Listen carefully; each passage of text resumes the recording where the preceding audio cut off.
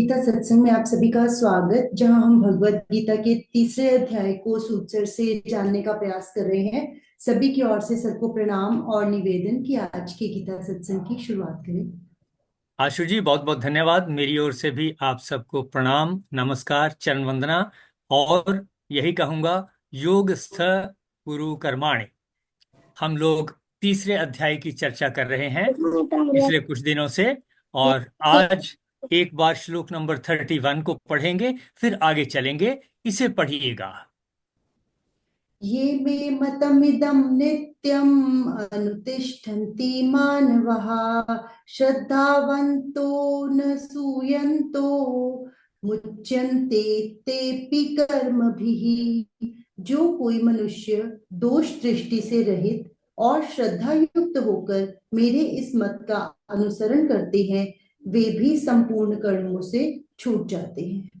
देखें, फिर से मैं पढ़ता हूं इसको। जो कोई मनुष्य दोष दृष्टि से रहित, ये हमने विस्तार में डिस्कस किया कि गलतियां नहीं निकालनी, फॉल्ट फाइंडिंग नहीं करनी, छिद्रान्वेषण से बचना है। तो जो दोष दृष्टि से रहित होकर के श्रद्धा युक्त, कि जो बताया गया है, जो बातें बताई गई हैं वो ठीक हैं, काम की हैं, ऐसा मान करके हम चलेंगे। उनमें कोई चीज क्लियर नहीं है, पूछ लें, समझ लें, किसी और से पता कर लें, लेकिन मान के चलें, श्रद्धा पूर्वक चलें कि हाँ ये ठीक है। श्रद्धा युक्त होकर मेरे इस मत का, कौन से मत का? वो मत है इससे पहले श्लोक में, श्लोक नंबर 30 में, जिसमें कहा, एक बार देखें, अध्यात्म चेतसा, यानी जो अध्यात्म में चित्त को लगाए हुए हैं, सर्वाणि कर्माणि मयि सन्न्यस्य, सभी कर्मों को मेरे में संन्यस्त करके, यानी मेरे बताए हुए तरीके के अनुसार चल करके, निराशी निर्ममः विगत ज्वर है, आशा रहित, ममता रहित और संताप से रहित, ऐसा हो करके युद्ध कर। ये उनका मत है, जिसके बारे में श्लोक नंबर 31, जिसको आज हमने कहा कहा मैं इदम मतम, मेरे इस मत का नित्यम अनुतिष्ठन्ति, सदा अनुसरण करते हैं। तो उनका मत हमने पिछले श्लोक में जान लिया, और इस श्लोक में कहा कि दोष दृष्टि रखते हुए, दोष दृष्टि से रहित होकर के और श्रद्धा युक्त होकर उस मत का अनुसरण करना है। जो अनुसरण करते हैं वे भी संपूर्ण कर्मों से छूट जाते हैं। और पहला शब्द है ये में, यानी जो कोई, मतलब ये कि ये बात जो कही है ये पूर्ण मनुष्य समुदाय के लिए है, सभी के लिए कही गई है। हम सबके काम की चीज है कि हम श्री कृष्ण जी द्वारा बताए गए पिछले श्लोक में जो उनका मत बताया गया, उसका अनुसरण करते हुए, दोष दृष्टि से रहित होकर के, श्रद्धा पूर्वक हम अनुसरण करें उन बातों का, तो फिर संपूर्ण कर्मों से छूट जाएंगे। यानी एक ये रूल हमें पता चला। देखें, इसमें किसी का कोई प्रश्न? चलिए इससे अगले श्लोक पे चलते हैं, श्लोक नंबर 32। ये तु एतत् अभ्यसूयन्तः न अनुतिष्ठन्ति मे मतम् सर्वज्ञान विमूढान् तान् विद्धि नष्टान् अचेतसः। परंतु जो मनुष्य मुझ में दोषारोपण करते हुए मेरे इस मत के अनुसार नहीं चलते हैं, उन मूर्खों को तू संपूर्ण ज्ञानों में मोहित और नष्ट हुए ही जान। देखिए, इनको शब्दों को समझते हैं जरा। तू, परंतु, ये जो मनुष्य, अभ्य सुयंत है, दोषारोपण करते हुए, यानी गलतियां निकालते हुए, किसी में भी गलती निकाल रहे हो हम, चाहे पदार्थ में, अस्त्र में, शस्त्र में, विद्या में, नॉलेज में, किसी बड़े में, छोटे में, किसी पशु पक्षी में, किसी जो भी पेड़ पौधे हैं, उनमें, किसी भी चीज में अगर हम गलती निकालते हैं, तो यहां कहा, परंतु जो मनुष्य दोषारोपण करते हुए, अभ्य सुयंत है, गलतियां निकालते हुए, फॉल्ट फाइंडिंग करते हुए, मेरे इस मत के अनुसार नहीं चलते, जो रूल मैंने आपको बताया, देखें जरा, एक बार रिवाइज करें मन में, क्या रूल है? अध्यात्म चेतसा, मन में अध्यात्म होना चाहिए। फिर और क्या क्या बातें हैं उसमें? अध्यात्म चेतसा के अलावा साथ में क्या क्या है? श्रद्धा श्रद्धा के साथ, श्रद्धा के साथ। और इसके और अलावा क्या आशा, है? आशा रहित, ममता रहित, संताप रहित। बिल्कुल ठीक। इतनी चीजें ध्यान में रखनी हैं। तो कहा, अभी हम कौन से श्लोक की बात कर रहे थे? श्लोक नंबर 32 की। परंतु जो मनुष्य अभ्यसूयंत है, दोषारोपण करते हुए, यानी गलतियां निकालते हुए, डिफेक्ट आइडेंटिफाई करते हुए, छिद्रान्वेषण करते हुए, मेरे इस मत के अनुसार नहीं चलते, यानी उन बातों का ध्यान नहीं रखते, अगर हम उनके बारे में कहा जा रहा है तान अचेत से है। उनको क्या कहा? कि वो अचेतस हैं, उनकी चेतना जरा नहीं है, सोए हुए हैं, सुस्त हैं, वो समझ नहीं रहे बात को। तान अचेत सह, उन बिना चेतना वालों को, यहां शब्द हिंदी में लिखा है मूर्खों को, इसकी बजाय हम कहेंगे अचेत सह, जिसका हम ठीक से अर्थ समझें कि जो अलर्ट नहीं है, समझ नहीं रहे बातों को, जो कृष्ण जी ने बातें बताई हैं उनको जो समझ नहीं रहे हैं, उनको अचेत सह कहा गया। सर्व ज्ञान विमूढ़ान, सभी ज्ञानों में जो कंफ्यूज हो रहे हैं। कौन से ज्ञान? इससे पहले जितनी भी बातें श्री कृष्ण जी ने बताई हैं, उन ज्ञानों में कंफ्यूज हो रहे हैं, वो हुए सर्व ज्ञान विमूढ़ान। नष्टान विद्धि, नष्ट हुए जान, कि फिर उन्होंने कुछ नहीं सीखा। इसका मतलब इससे आगे बढ़ने से पहले हमें कहीं ना कहीं माइंड में इससे पहले की जो बातें हैं वो ध्यान में रखनी चाहिए। तो इस श्लोक से देखें हमें क्या पता चला, एक बार रिवाइज करता हूं। कहा, जो मनुष्य गलतियां निकालते हुए मेरे इस मत के अनुसार नहीं चलते। इस मत के अनुसार हमने पहले से एक बार फिर रिवाइज कर लें। हाँ जी, क्या क्या है? श्रद्धा युक्त होकर, दोष दृष्टि से रहित होकर, ममता, आसक्ति और संताप से रहित होकर जो भी कार्य अध्यात्म करते हैं, चेतसा। अध्यात्म चेतसा, मतलब मेरे अध्यात्म मत का अनुसरण उनके मन में करते है, हैं। अध्यात्म मन में है, और ये साथ में श्रद्धा है। और तीन चीजों से छोड़ करके ये याद रखना है कि इस मत के अनुसार जो नहीं चल रहे और उल्टा गलतियां निकाल रहे हैं, जो मनुष्य दोषारोपण करते हुए, दोषारोपण किसी भी चीज में हो सकता है, यहां हिंदी में लिखा है मुझ में दोषारोपण करते हुए। मेरे हिसाब से दोषारोपण किसी भी चीज में हो सकता है, अपने दोस्त में, दुश्मन में, बड़े में, छोटे में, मित्र में, शत्रु में, पदार्थ में, पौधों में, पशु पशु पक्षियों में, किसी में भी दोषारोपण हो सकता है।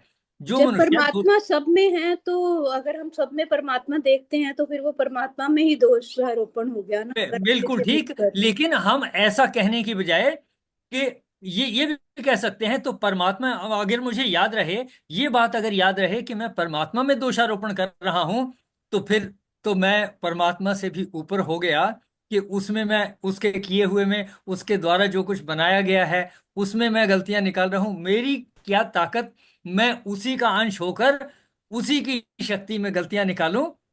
ये इनअप्रोप्रिएट होगा। इसी के बारे में कहा है कि दोषारोपण से बचना है, कि जिसमें हम गलतियां निकाल रहे हैं वो भी परमात्मा ने ही बनाया हुआ है। ऐसा अगर ध्यान में है तो फिर गलतियां निकालने से हम बचेंगे।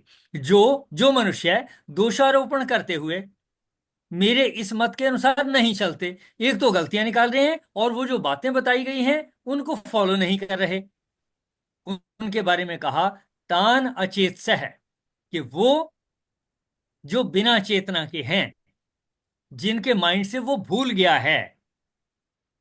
चेतना की तो बात हो रही थी, अध्यात्म चेतसा की तो बात हो रही थी, और यहां कहा अचेत है, कि उनके ध्यान में अगर ये बातें नहीं हैं, तो कहा गया सर्व ज्ञान विमूढ़ान, सभी जितना ज्ञान अभी तक हमने श्री कृष्ण जी से जाना, उसमें मूढ़ हैं वो उनकी समझ में नहीं आया। सर्व ज्ञान विमूढ़ान, नष्टान विधि, नष्ट हुए जान। देखें जरा, इसको माइंड में बिठाएं कि इस श्लोक में क्या कहा गया। इसका लिंक है इससे पिछले दो श्लोकों के साथ, खास करके उसके साथ जहां अध्यात्म चेतसा चेतसा, और फिर श्रद्धा युक्त होने की बात कही और 3 चीजों से बचने की कही।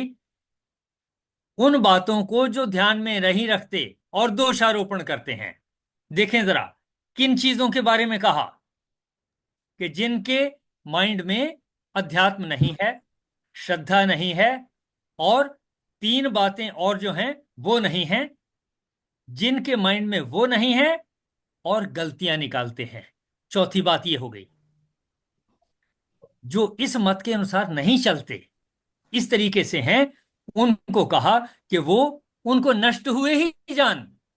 उन अचेतस लोगों को सर्व ज्ञान विमूढ़ान ऐसा समझ कि सभी ज्ञान के लिए वो मूढ़ ही हैं, ज्ञान में कंफ्यूज ही हो रहे हैं, ज्ञान उनको नहीं है। कोशिश करें जरा इस श्लोक को समझने की कि इसमें क्या बताया कि कौन है जो नष्ट हो रहे हैं या मूढ़ हैं, जो कंफ्यूज्ड हैं, कौन है।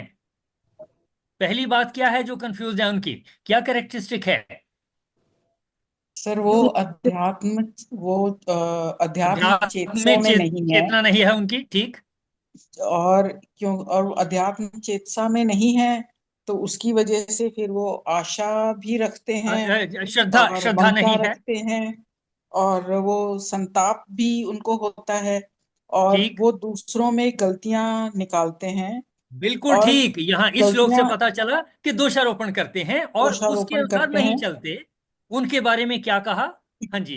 तो मत जो उनको ज्ञान दिया गया, जो ज्ञान फॉलो करना चाहिए, उस ज्ञान को वो फॉलो नहीं करते हैं। तो जो इतनी नासमझी से जो काम करते हैं, उनको हम कहेंगे कि वो उनको बिल्कुल कोई ज्ञान नहीं है, और एक कि वो तरह से नष्ट ही हो गए वो समझो, नष्ट ही फिर है। उनकी क्या तरक्की होनी है हाँ कि जी, उनको नष्ट हुए ही समझ। समझेंगे, उनको नष्ट ही समझेंगे हम।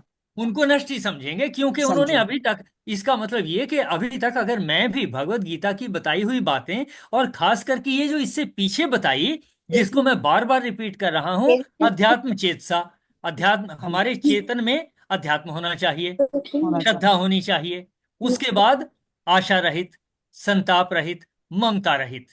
ये 5 वो बातें हैं जिनके बारे में कहा जा रहा है। जो मनुष्य गलतियां निकालते हुए, दोषारोपण करते हुए इन 5 बातों के अनुसार नहीं चलते, मेरे इस मत के अनुसार नहीं चलते, जो ये शब्द है इस मत के अनुसार, इसको हमने कई बार रिपीट किया। इसमें 5 चीजें आ गई। अपने चेतन में अध्यात्म होना, श्रद्धा होना, फिर 3 ममता, चीजें, ममता रहित, ममता, अहंकार रहित, सत्य रहित। संताप रहित। संताप रहित। ये होना कि इस मत के अनुसार चलना है। जो नहीं चलते उनके बारे में कहा, और नहीं चल रहे इसके साथ दोषारोपण भी कर रहे हैं, गलतियां भी निकाल रहे हैं। अगर ऐसा है, हम अगर ऐसा करते हैं, अगर हमें वो 5 बातें भूलती हैं और इसके साथ ही हम गलती भी निकालते हैं, तब ऐसे व्यक्तियों को, तब हमें भी कहा जाएगा कि हम मूढ़ हैं। हमें जो ज्ञान है वो याद ही नहीं है, उसका कुछ पता ही नहीं, हम उस ज्ञान में कंफ्यूज हुए पड़े हैं, और फिर हम नष्ट ही हैं। हमारे जीवन में फिर प्रगति के चांस कम हैं। अब जरा माइंड में बिठाएं कि कौन सा मत है जिसके बारे में श्री कृष्ण जी कह रहे हैं, वो 5 पॉइंट वाला, अध्यात्म चेतसा, ठीक। और उनके भगवान के मत के श्रद्धा, अनुसार श्रद्धा युक्त भी होना, श्रद्धा ठीक। युक्त नहीं है, ममता रहित, संताप रहित, और अहंकार रहित, अहंकार रहित। ठीक। ये 5 चीजें हैं जो उनका मत है, और इन 5 चीजों के इस मत के अनुसार नहीं चल रहे, और क्या कर रहे हैं? गलतियां निकाल रहे हैं, गलतियां, दोषारोपण कर रहे हैं। दोषारोपण कर रहे हैं। यानी फिर से बिठाएं कि कौन सा मत है श्री कृष्ण जी का। उस मत में 5 पॉइंट बताए, और एक पॉइंट यहां बताया कि जो उस मत के अनुसार नहीं चल रहे और दोषारोपण कर रहे हैं, फिर उनके बारे में क्या कहा कि वो ज्ञान ज्ञान रखते हुए भी मूड हैं, कंफ्यूज हैं। कि ऐसे लोग जो उन 5 पॉइंट का ध्यान नहीं रखते और गलतियां निकालते हैं, वो ज्ञानवान होते हुए भी, नॉलेज रखते हुए भी, वो कंफ्यूज्ड हैं और उनको नष्ट हुए जान। यानी कि अगर हमने उन 5 बातों का ध्यान नहीं रखा, हमें बार बार इनको रिपीट करने की जरूरत है, हमारे माइंड में पक्की हो, ताकि हमारे आचरण में बैठ जाएं वो। हमारे आचरण में अगर बैठ गए तब बात बनेगी कि हम श्री कृष्ण जी के मत के अनुसार चल रहे हैं, और फिर हम दोषारोपण से बच जाएं। अगर इतना मैंने कर लिया तो डेफिनेटली मैं विमूढ़ नहीं हुआ। सर्व ज्ञान विमूढ़ान, इससे मैं हट गया, यानी मैं कंफ्यूजन से बाहर आ गया। ज्ञान जो है मेरे लिए वेस्ट नहीं हुआ, और फिर मैं नष्ट भी नहीं होऊंगा, बच जाऊंगा, नष्ट होने से बच जाऊंगा। अब बिठाएं मन में, देखें जरा कि इस श्लोक में क्या कहा, कि कौन से व्यक्तियों की बात हो रही है जो श्री कृष्ण जी के बताए हुए मत के अनुसार नहीं चल रहे। उस मत में 5 पॉइंट हैं, और छठी बात यहां कही गई कि दोषारोपण भी कर रहे हैं। जो ऐसा है, उन 5 पॉइंट को फॉलो नहीं कर रहे, दोषारोपण और कर रहे हैं, उनके बारे में कहा वे जो हैं ऐसे अचेतस लोगों को, सर्व ज्ञान विमूढ़ान, सभी ज्ञान के होते हुए भी कंफ्यूज्ड हैं, ऐसा समझें, उनको नष्ट हुए जान। देखें, ट्राई करें कि इस श्लोक से हमें क्या पता चला, और इसका लिंक पिछले वाले श्लोक की तरह के साथ कैसे है।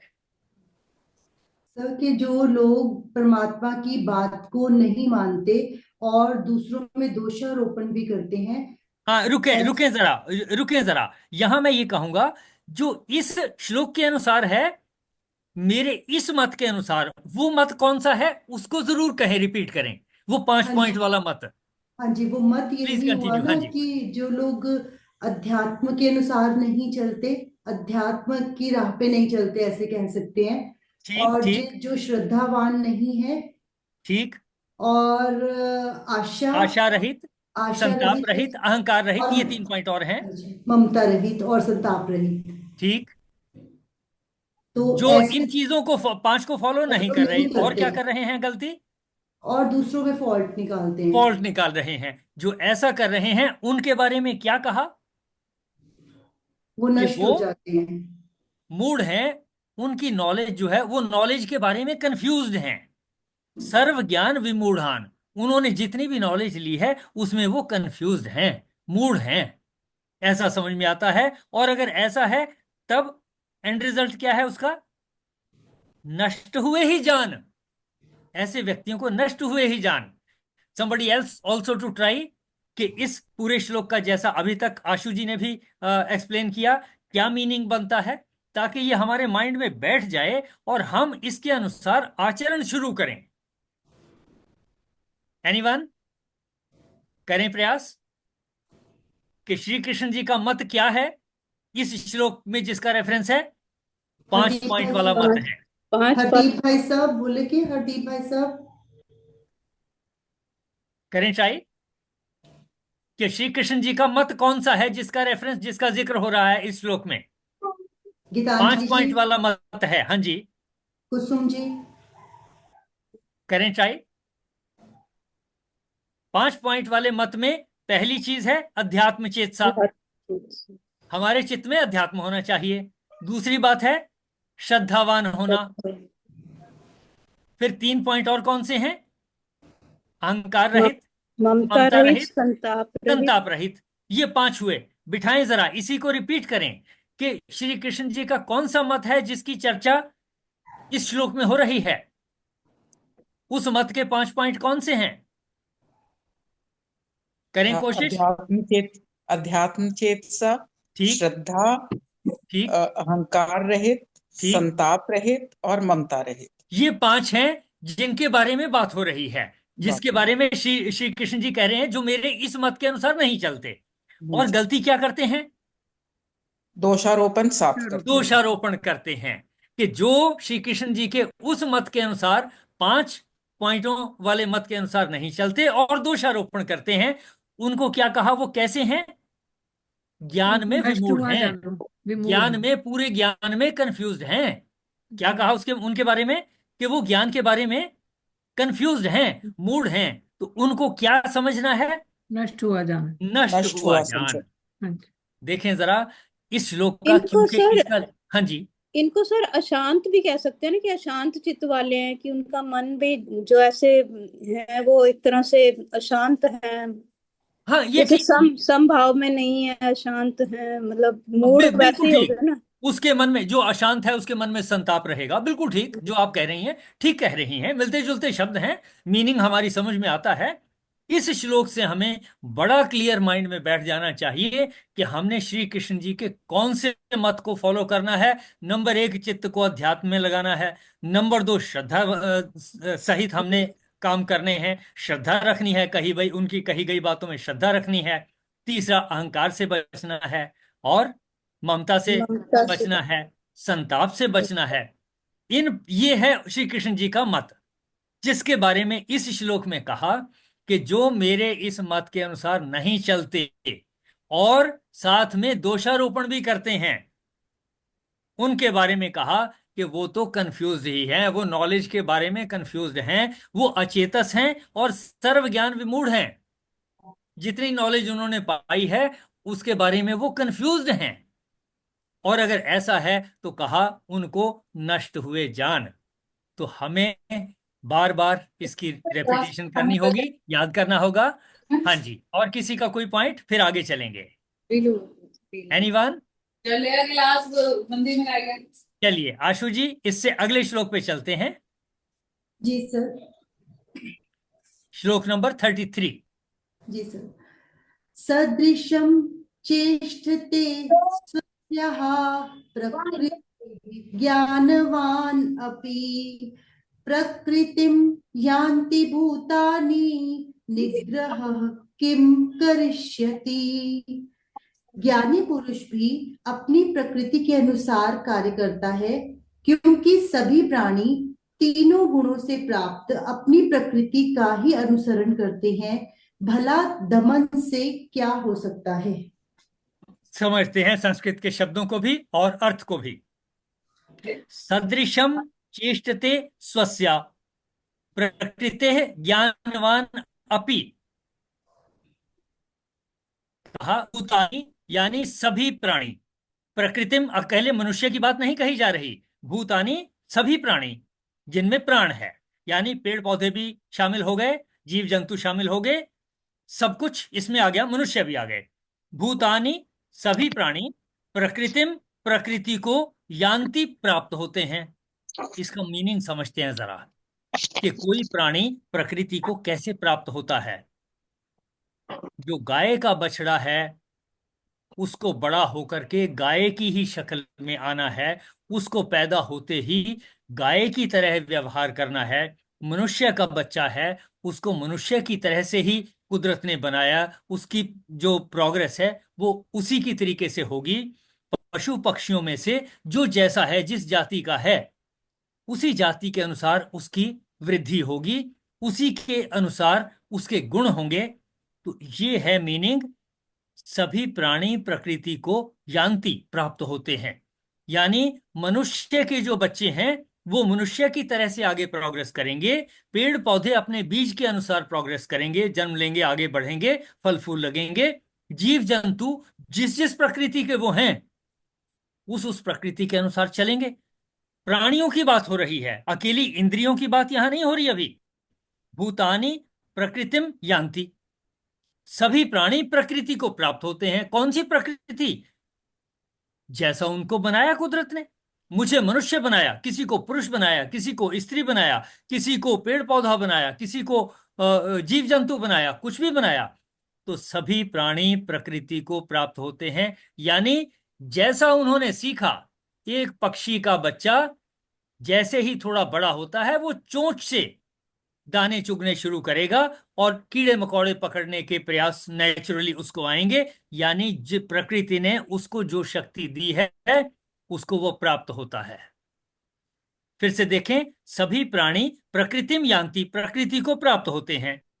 फिर ज्ञानवान अपि, ज्ञानवान भी स्वस्या प्रकृते, अपनी प्रकृति के अनुसार। पहले तो प्राणियों की बात की, अब ज्ञानवान की बात कर रहे हैं। तो ज्ञानवान की भी, जो प्रकृति ने उसको ज्ञान की जो कैपेबिलिटी दी है, नॉलेज को समझने की और नॉलेज को दूसरों में शेयर करने की, एनालाइज करने की कैपेबिलिटी जिनको कुदरत ने ज्यादा दी है तो सभी में, किसी में थोड़ी ज्यादा है।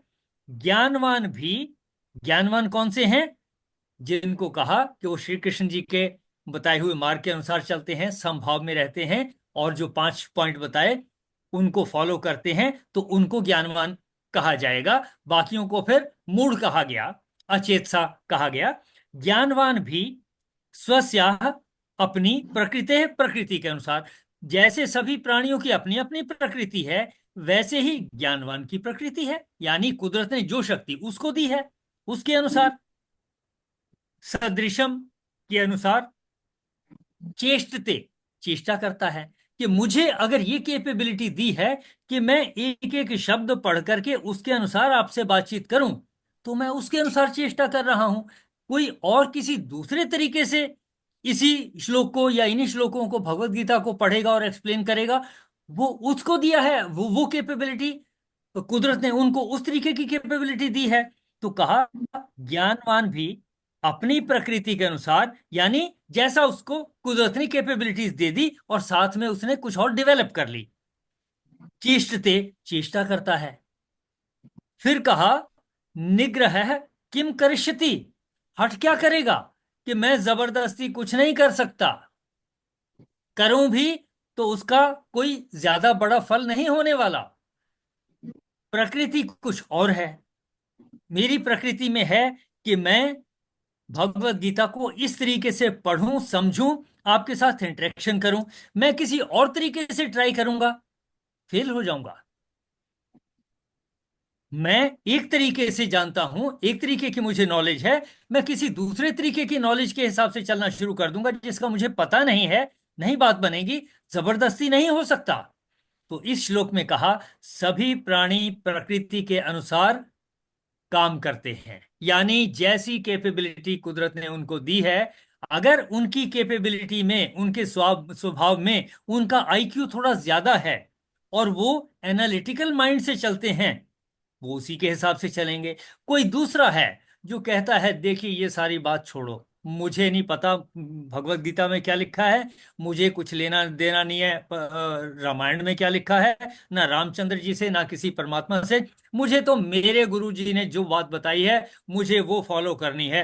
ये भक्ति योग का हो गया, उसकी प्रकृति इस तरीके की है, उसको जबरदस्ती कुछ और करने की जरूरत नहीं है, वो उसी को फॉलो करेगा। तो कहा सभी प्राणी प्रकृति को प्राप्त होते हैं, कोई ज्ञान या योग की तरफ है, कोई कर्म योग की तरफ है, कोई भक्ति योग की तरफ है, कोई किसी और चीज की तरफ है, कोई साइंटिफिक रिसर्च में लगता है, कोई स्टोरीज लिखता है, कोई पोएट्री लिखता है, कोई नॉवल लिखता है, ये उनकी प्रकृति है।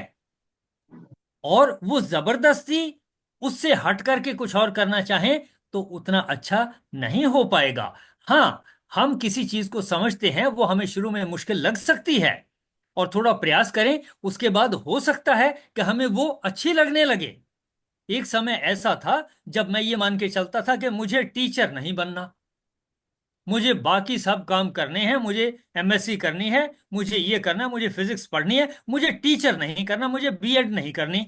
लेकिन ऐसा हुआ कि बीएससी में मेरी परसेंटेज थोड़ी सी कम रह गई, जिसकी वजह से एमएससी में एडमिशन के कोई चांसेस नहीं थे। तो जबरदस्ती मुझे सोहनलाल कॉलेज में बीएड में एडमिशन लेना पड़ा। अनमने से मैं गया, घर वालों ने कह दिया कि जाइए उधर देख करके आइए, एडमिशन लीजिए। अनमने से गया, लेकिन परसेंटेज बीएड के हिसाब से अच्छी थी, एडमिशन मिल गया, बीएड कर ली। मुश्किल से 50% नंबर आए, जरा सा थोड़ा सा एक दो नंबर ज्यादा हुए होंगे, बड़े मुश्किल से क्लियर हुआ। लेकिन जब मैं टीचर लगा तो ऐसा इंटरेस्ट आया बच्चों में, पढ़ने में, पढ़ाने में, कि उसके बाद ये लगा कि इससे अच्छा तो कोई काम ही नहीं है। और फिर सब्सिक्वेंटली जब मैं आर्मी में गया तो लगा ये एक बहुत बड़ी अपॉर्चुनिटी हो गई, इतना अच्छा मौका ये तो हमने कभी सोचा ही नहीं था। हमारे बड़े ब्रदर ने कह दिया कि ये तुम्हें इंटरव्यू का लेटर आया हुआ है, तुम गए क्यों नहीं। मैंने कहा मुझे छुट्टी लेनी पड़ेगी विदाउट पे, अभी अभी मैंने ज्वाइन किया है, तो कैसे जाऊंगा। वो कहता है आप छोड़िए बात को, पैसे मैं दूंगा आपको, खर्चा भी मैं दूंगा, जितने आपकी विदाउट पे हो जाएगी उसके भी पैसे मैं दूंगा, आने जाने के भी मैं दूंगा, आने जाने का तो आपको फ्री मिल ही जाएगा, आप जाओ, आप सिलेक्ट मत होना, आप सिर्फ अटेंड करके आ जाओ। मैं चला गया और मुझे एक दिन पहले, 2 दिन पहले, एक हमारे वहां मित्र थे जिन्होंने ट्रेनिंग ली हुई थी, उनसे जाकर के हमने पूछा उन्होंने इंटरव्यूज देने की थोड़ी ट्रेनिंग ली थी, उनसे सीख लिया, थोड़ा बहुत सीख लिया। उन्होंने कहा कि जी वो आपको चित्र दिखाएंगे और आपको फोटो में देख करके 3 मिनट में उसके ऊपर कोई स्टोरी लिखनी होगी। तो मैं ट्रेन में बैठ करके बाहर खिड़की में से देखता था, जो चित्र देखता था माइंड में उसकी जो है स्टोरी बनाता था। इस तरीके से करते करते बेंगलोर पहुंचा, इंटरव्यू में गए, वहां पर जा करके पास हो गए। फिर मेडिकल पास नहीं हो रहा था, मेडिकल में वजन कम निकल रहा था, तो उसने कहा जाओ केले खा के आओ ना, पानी पी के आओ, जल्दी जाओ। केले खाने के लिए गया, बहुत केले खाए, वहां केले भी बड़े बड़े होते हैं, जितना खा सकता था। और फिर यूरिनेशन के लिए भी ना जाएं कि भाई वजन कम ना हो जाए, तो जा करके बड़ी मुश्किल से वेट किया, वजन करवाया, वो पूरा हो गया, उसने मेडिकली फिट कर दिया, आर्मी में चले गए। 28 साल आर्मी में लगाए। बड़ा अच्छा लगा कि ये बहुत बड़ी अपॉर्चुनिटी है। मैं क्या कह रहा हूं, ये कि भाई कई दफे कोई चीजें हमें नहीं पसंद होती, जबरदस्ती करने कोई करवा देता है या कुदरत करवा देती है, हमें अच्छी भी लगने लगती हैं। लेकिन ये कहा कि जो स्वभाव आ गया, जिसको हमने सीख लिया, उसको हम नेचुरली करेंगे। सभी प्राणी प्रकृति को प्राप्त होते हैं। जो मेरी कैपेबिलिटी थी, कुदरत ने जबरदस्ती से या किसी तरीके से मेरे लिए वो अपॉर्चुनिटी पैदा कर दी। मैंने उसको जितनी कोशिश हो सकती थी, कम या ज्यादा ऐसी कोशिश की, उसको एक्वायर किया, तो फिर मैं उसमें भी ज्ञानवान हो गया। सभी प्राणी प्रकृति को प्राप्त होते हैं, यानी जैसी जैसी हमारी प्रकृति है, हमें वैसी अपॉर्चुनिटी और एनवायरनमेंट मिलता जाता है।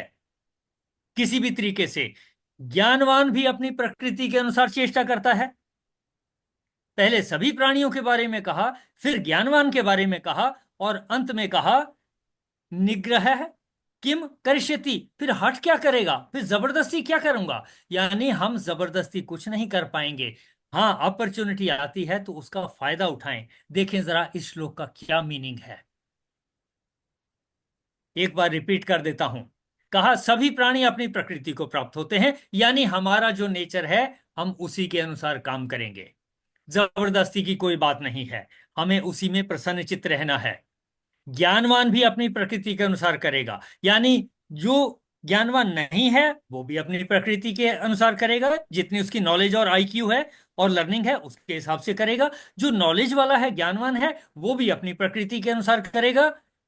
जबरदस्ती की क्या बात है, ऐसा कहा गया। तो इस श्लोक से हमें दो बातें पता चलती हैं कि सभी प्राणी अपनी प्रकृति के अनुसार काम करते हैं, ज्ञानवान भी अपनी प्रकृति के अनुसार चेष्टा करता है। और तीसरी बात कही गई कि जब ऐसा है तो फिर जबरदस्ती की क्या बात है, किसी से कुछ जबरदस्ती करवाने की जरूरत नहीं। जैसा जैसी उसकी प्रकृति है, उससे उस काम को करवा लो, उससे उसमें फायदा उठा लो। देखिए जरा, कोशिश करें कि इस श्लोक से तीन बातें हमें क्या पता चली।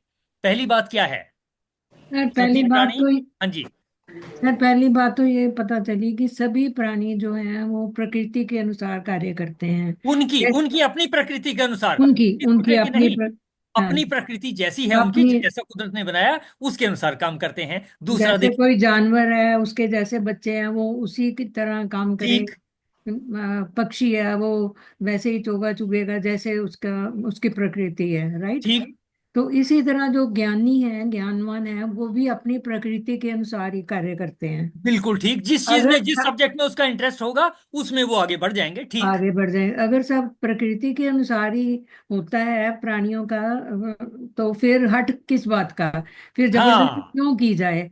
तो सर इससे ये भी पता चला कि जैसे वो पिक्चर भी एक बार आई थी, वो नाम नहीं याद आ रहा, जिसमें वो कोशिश करते हैं उसको और कोई प्रोफेशन करवाने की।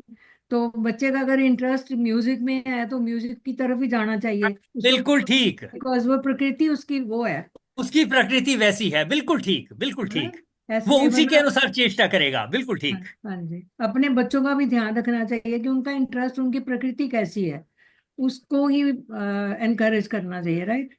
बिल्कुल ठीक। मेरे हिसाब से जैसा आपने एक्सप्लेन किया, बहुत अच्छे से हमने श्लोक का अर्थ समझा। 3 पार्ट्स में है। पहला पार्ट क्या है, सभी प्राणी अपनी प्रकृति के अनुसार अपनी प्रकृति को प्राप्त होते हैं। दूसरा, ज्ञानवान भी अपनी प्रकृति के अनुसार चेष्टा करता है। और तीसरा पार्ट, फिर जबरदस्ती की क्या बात है? अपने नेचर के हिसाब से काम करना चाहिए, किसी पे ना जबरदस्ती थोपनी चाहिए, ना अपने ऊपर थोपनी चाहिए। जितना हम सरल रहेंगे, अपनी प्रकृति के अनुसार कोशिश करेंगे, उतना हम संभव में रहेंगे। तंगी तब आएगी जब हम हठ से करेंगे, जो हमारी प्रकृति में नहीं है उसको करेंगे, तो संभव में आने में मुश्किल आएगी। देखें जरा, कोशिश करें एक्सप्लेन करने की कि इस श्लोक में कौन सी तीन बातों का पता चला और हमने जीवन में किस बात का ध्यान रखना है। सर इसमें ये भी हो जाएगा कि जो जैसा है उसको वैसा ही एक्सेप्ट करना चाहिए। उसको, जो उसकी नॉलेज है, जो उसकी प्रकृति है, उसकी तरफ अगर उसको लगा देंगे, वो ज्यादा प्रोग्रेस कर जाएगा, सभी के लिए फायदेमंद हो जाएगा, अपने लिए भी, परिवार के लिए भी, समाज के लिए भी, वातावरण के लिए भी। क्यों? उसका मन शांत रहेगा, उसका इंटरेस्ट है उसमें।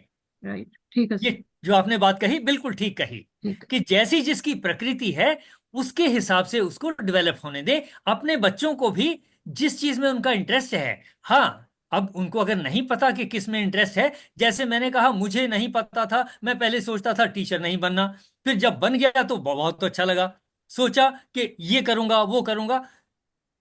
एनवायरनमेंट देना चाहिए, कोशिश करनी चाहिए, चेक कर लेना चाहिए कि किसकी प्रकृति किस तरफ को है, ऐसा।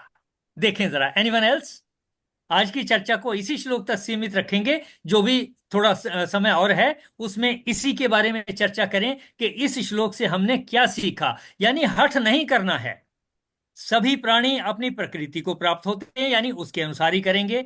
ज्ञानवान भी अपनी प्रकृति के अनुसार चेष्टा करता है। और तीसरी बात कि फिर किसी का हठ क्या करेगा, यानी हमें किसी के ऊपर जबरदस्ती करनी भी नहीं चाहिए, हठ नहीं करना चाहिए, उसको अपने ऊपर भी नहीं कि जी पेरेंट्स ने कह दिया अब मैं जबरदस्ती लग जाऊं इसमें, वो भी ठीक नहीं होगा। इन चीजों को थोड़ा सा मॉडिफाई करके अपने आप को एडजस्ट करके चलना है। समबडी टू ट्राई, कि क्या समझा सर, हमने इस श्लोक से? हाँ जी, सर एक प्रश्न पूछ सकता हूँ सर? हाँ जी, हाँ जी, कहें। सर मुझे जानना था कि सर प्रकृति और स्वभाव में कोई फर्क होता है सर? हाँ देखें, मैं कोशिश करता हूं। प्रकृति यानी मुझे जन्मजात जो गुण प्राप्त हुए, वो तो इस श्लोक में बात हो रहे हैं, बात हो रही है प्रकृति के अनुसार।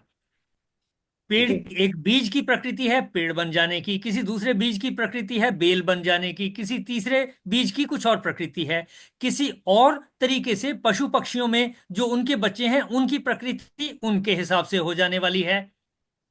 जी लेकिन इसी तरीके से मनुष्यों की भी प्रकृति मनुष्यों की तरह से बड़े होने के लिए है। लेकिन स्वभाव जिसको कहेंगे वो है, मेरे में गुस्सा ज्यादा है कम है, कौन सा क्या प्रपोर्शन है, ये मेरा स्वभाव है। आप में इन चीजों की के प्रपोर्शन अलग हो सकते हैं, आपका अलग स्वभाव हो जाएगा। और दुनिया में इस तरीके की थोड़ी थोड़ी वेरिएशन के साथ ही, जैसे 7 रंग हम सुना करते थे, लेकिन अब कंप्यूटर की स्क्रीन के ऊपर मिलियंस ऑफ कलर्स की बात करते हैं, वो जरा जरा सी वेरिएशन के हिसाब से शेड बदलते हैं। तो जो आपने जी प्रकृति की बात की, स्वभाव की बात की, स्वभाव है शेड्स की तरह से। प्रकृति है कि मनुष्य की प्रकृति मनुष्य जैसी होगी, ये बड़ी बात मोटे तौर पे हो गई। और जो स्वभाव है, मेरा स्वभाव एक तरीके का है, थोड़ा गुस्से वाला हो सकता है, किसी दूसरे का नर्म हो सकता है, किसी तीसरे का झगड़े वाला हो सकता है। ऐसा मेरी समझ में आता है। इसके अलावा और भी विस्तार हो सकता है जो मैं अभी नहीं कह सकता। पर फिलहाल जो आपका प्रश्न था, देखें कहां तक उसका उत्तर मिल पाया।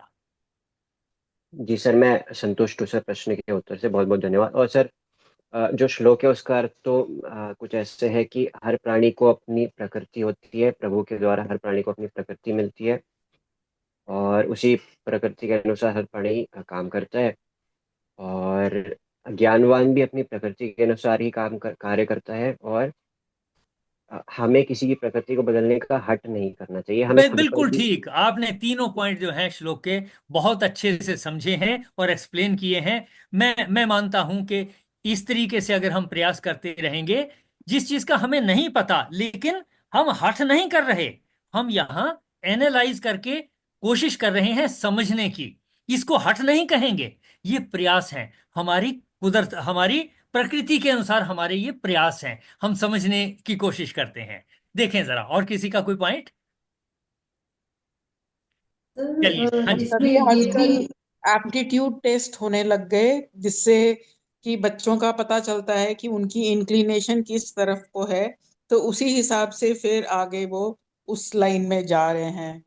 ये आपने जो बात कही एप्टीट्यूड टेस्ट की, ये इस श्लोक के अनुसार बिल्कुल ठीक फिट बैठता है कि चेक कर लिया जाए किसी बच्चे की प्रकृति और उसका रुझान किस तरफ को है, किस ताकि वो तरफ को उस है। फील्ड में चला जाएगा तो डेफिनेटली ज्यादा प्रोग्रेस करेगा। बहुत अच्छी बात कही आपने। सर ये बात तो ठीक है कि प्रकृति यानी कि पुराने आपके संचित कर्म या प्रारब्ध उसी को कहा जाता है ना, उसी के हिसाब से जो छोटा बच्चा ही पैदा होता है तो सबका अलग अलग स्वभाव अलग अलग प्रकृति होती है ना। हाँ, लेकिन मैं लेकिन थोड़ा सा हाँ मॉडिफाई जी। करता हूं।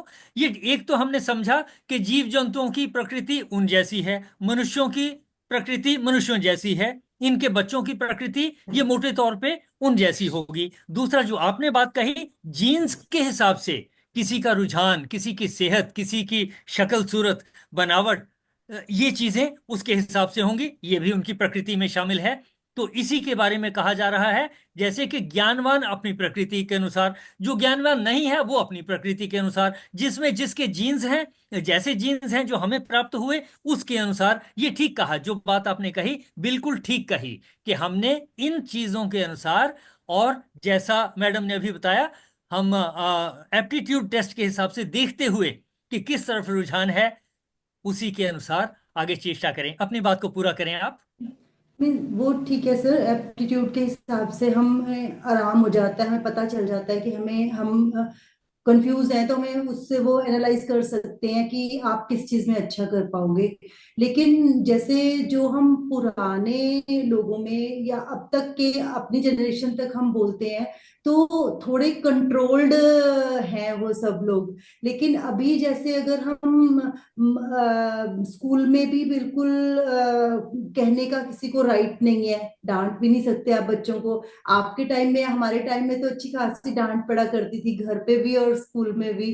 तो हम थोड़े कंट्रोल में तो हैं, ऐसी बात नहीं सर, सुनते हैं दूसरों की बात। पर अगर दूसरे वे में देखें तो अभी अब जैसे बिल्कुल हमने बंद कर दिया अगर कहना, तो बच्चे क्या ज्यादा स्वच्छंद नहीं होते जा रहे हैं। मैं आपकी बात से सहमत हूं। हमने तो वो श्लोक सुना है, लाल ये तो पंचवर्षाणी, यानी 5 वर्ष तक लाड प्यार करो बच्चे को, 10 वर्षाणी ताड़िएत, अगले 10 साल तक जो है तो डांट के रखो, फिर उसको टाइट करके रखो। तो 15 साल हो गए, फिर कहा प्राप्ते तु षोडशे, 16वें साल के लगते लगते, 16 की प्राप्ति होते होते, मित्राम इव आचरेत, मित्रों की तरह से व्यवहार करना चाहिए। ये हम सुनते आए हैं, हमें अब इसको थोड़ा सा और पहले से ध्यान रखना पड़ता है। आज के एनवायरनमेंट में ये पंचवर्षाणी की बजाय हो सकता है 3 वर्षाणी हो जाए। सर पर ना ये बातें बिल्कुल सही हैं, लेकिन ना तो हमें लालियत का अर्थ समझ में आता है पूरी तरह से सबको। लालना को हम ये सोच लेते हैं कि उसकी हर चीज को पूरा कर दें हम, है ना। प्यार किस तरह से करना है वो भी नहीं हमें सबको पता चलता, बहुत सदियां गुजर जाती हैं, जब तक समझ आता है तब तक बहुत देर हो जाती है मुझे लगता है। और जो अगला आपने कहा कि थोड़ा प्रताड़ित वाला, वो भी नहीं समझ में आता हमें, वो भी हम अपने मूड के हिसाब से डांटते हैं बच्चों को। हमें ये नहीं पता कि कब हमें डांटना है बच्चे को और किस तरह से उसको ऐसे डांटना है कि वो मतलब कि वो बिल्कुल बुरझा भी ना जाए लेकिन वो कंट्रोल में भी रहे। और वो जो तीसरा आपने कहा मित्र वाला, वो भी नहीं सर समझ में आता। मित्र को आजकल मतलब कि फादर्स को या बड़े ये सोचने लग जाते हैं कि आप उनके साथ कुछ भी कर रहे हो, यानी कि मित्र का मतलब होता है जहां आप अपने हृदय की बात को दूसरे के हृदय से मिला सको, पूरी ओपनली कह सको, उतना टाइम दे सको कि वो सुने आपकी बात को आके। तो इन चीजों का अर्थ भी बहुत गहराई से समझना सर हम सभी के लिए बड़ा इम्पोर्टेंट है। और प्रकृति के अनुसार हम ये सोच के छोड़ भी नहीं सकते कि चलो हर बंदे ने अपनी प्रकृति के हिसाब से काम करना है तो ये बच्चे ने तो अपनी प्रकृति के हिसाब से ही रहना है, हमें क्या जरूरत है इसके ऊपर मेहनत करने की। हठ नहीं करना, लेकिन मेहनत तो सर करनी ही पड़ती है ना। ये बात आपकी बिल्कुल ठीक है, और मेरा मानना ये है कि इसका अगर एक पॉसिबल सॉल्यूशन मेरे हिसाब से हो तो मैं ये चाहूंगा कि अपने एजुकेशन सिस्टम में ये जो बातें हैं सामाजिक व्यवहार की, सामाजिक ज्ञान की, सोशल स्टडीज की पुस्तकें तो हम पढ़ते आए हैं, लेकिन सामाजिक व्यवहार की, बच्चों के साथ कैसे डील करना है, बड़ों के साथ कैसे करना है, और कैसे हमने लाइफ में पति पत्नी ने कैसे व्यवहार करना है, कहाँ क्यों डिफिकल्टीज आती हैं, बच्चों की रिलेशंस पेरेंट्स के साथ कैसे इंप्रूव हों, पेरेंट्स बच्चों के साथ अपने रिलेशंस को कैसे इंप्रूव करें, ये चीजें एक सब्जेक्ट के तौर पे अगर हमारी सभी क्लासों में शामिल हों, पहली क्लास से लेकर आगे तक जितने भी क्लासें कोई पढ़े, इन चीजों से रिलेटेड अगर चीजें सिलेबस में आ जाएं तो डेफिनेटली समाज में इंप्रूवमेंट हो सकती है, ऐसा मेरा मानना है। लेकिन कब हो पाएगी, कैसे हो पाएगी, ये मुझे नहीं पता। पर मैं ये जानता हूं कि ये बात अगर आपको भी अपील करती है तो कहीं ना कहीं आप भी किसी फोरम में ऐसी बात सजेस्ट कर सकते हो कि एजुकेशन सिस्टम में ये भी एक सुधार किया जाना समाज के लिए बहुत जरूरी है, ऐसा मैं मानता हूं। सर हाँ जी। सर मैं यहाँ पे एक छोटी सी चीज ये कहना चाहूंगा कि आप ये देखिए, जो चीज हमारी मॉडर्न साइकोलॉजी में बताई जाती है आज के जमाने में, कि मॉडर्न साइकोलॉजी में ये चीज कही जाती है कि जब बच्चे टीनेज में होते हैं तो उनके साथ में एक फ्रेंड की तरह रहना चाहिए पेरेंट्स को। लेकिन आप ये देखिए कि ये चीजें हमारे शास्त्रों में हजारों हजारों हजारों साल पहले हमारे ऋषि मुनियों ने लिख के रख दी गई हैं। तो उनको इतना ज्ञान कैसे था कि जो चीज हमारी मॉडर्न साइकोलॉजी आज रिसर्च करके हमारे सामने ला रही है, वो हमारे शास्त्रों में हजारों साल पहले कैसे थी, वो भी इतनी सटीक। आप ये भी नहीं कह सकते कि ये चीज तो हजारों साल पहले की आज के जमाने में काम नहीं आएंगी। नहीं, ऐसा नहीं है। ये आज के जमाने में भी उतनी ही काम आएंगी जितनी पहले थी, और आगे भी आती रहेंगी। जब तक धरती रहेगी तब तक ये बातें काम आती रहेंगी सर। तो हमारे ऋषि मुनि के पास इतना ज्ञान कैसे था कि इतनी ज्ञानवान वो लोग बातें लिखते चले गए सर। सम्यक जी, मैं आपकी बात से सहमत हूं कि ये पहले से, यानी कि व्यवहार की चीजें, ये जो प्रॉपर्टीज हैं, इनकी एनालिसिस बहुत पहले से चली आ रही है। सबके सामने ऐसी समस्याएं होती थी और उन्होंने सॉल्यूशन निकाले जो कि दर्ज हैं पुस्तकों में। हम यहाँ पढ़ ही रहे हैं भगवत गीता से, हमें बहुत सारी बातें पता चल रही हैं कि ये आज के दिन में मॉडर्न साइकोलॉजी के हिसाब से चलती हैं और हमारी पुस्तकों में पहले से हैं। ये बात बिल्कुल ठीक है। अगर ये चीजें कहीं ना कहीं, जैसा मैंने सजेस्ट किया, कि अगर हमारे सिलेबस में आ जाएं, और या अदरवाइज भी जहां कहीं हैं, प्रयास हो ही रहे हैं किसी मंदिर में और जगह जहां प्रवचन होते हैं, ऐसी बहुत सारी बातें चर्चा में आती ही हैं, उससे भी फायदा होता है। लेकिन फॉर्मली अगर एजुकेशन सिस्टम में आ जाएं तो एक बड़ा चेंज और बड़ा एडवांटेज हो सकता है, ऐसा मुझे लगता है। जी, और सर आपने जो श्लोक बताया था, पंचवर्षीय लालित्य में, सॉरी बोलना नहीं आ रहा सर, मैंने ऋग्वेद में भी एक श्लोक ऐसा ही पढ़ा था कि उसका मुझे संस्कृत में बोलना नहीं आएगा वो, लेकिन उसका मतलब यही था कि हाँ हाँ। जो 5 वर्ष होते, पहले के 5 वर्ष होते हैं बालक के, वो माँ के होते हैं। अगले जो 8 वर्ष होते हैं वो पिता के होते हैं। और अगले जो 13 से लेके 25 साल तक के जो आयु होती है, वो वर्ष होते हैं, वो गुरु के होते हैं। ऑल राइट, ऑल राइट, बहुत अच्छा। चलिए, मेरा ख्याल है आज समय समाप्त हो रहा है। आशु जी, जी समापन सर, की ओर बढ़ें। धन्यवाद सम्यक। अच्छा लगता है जब आप बात करते हो। Thank you so much. Thank you sir, इसी के आपका ये साथ सेशन होल्ड करने के लिए सर। इसी के साथ आज समापन की ओर बढ़ेंगे। ओम पूर्णमदः पूर्णमिदं पूर्णात् पूर्णमुदच्यते पूर्णस्य पूर्णमादाय पूर्णमेवावशिष्यते। ओम शांति शांति शांति। आज की चर्चा बहुत सार्थक रही, बहुत रोचक रही। इस पूरे सहयोग के लिए मैं आप सबका आभारी हूँ। मेरी ओर से आप सबको धन्यवाद, प्रणाम, नमस्कार, चरण वंदना, और फिर कहूँगा योगस्थ गुरु कर्माणि। धन्यवाद। सभी की ओर से सर को भी प्रणाम और चरण वंदना। कल मिलते हैं अगले श्लोकों के साथ। Thank you everyone.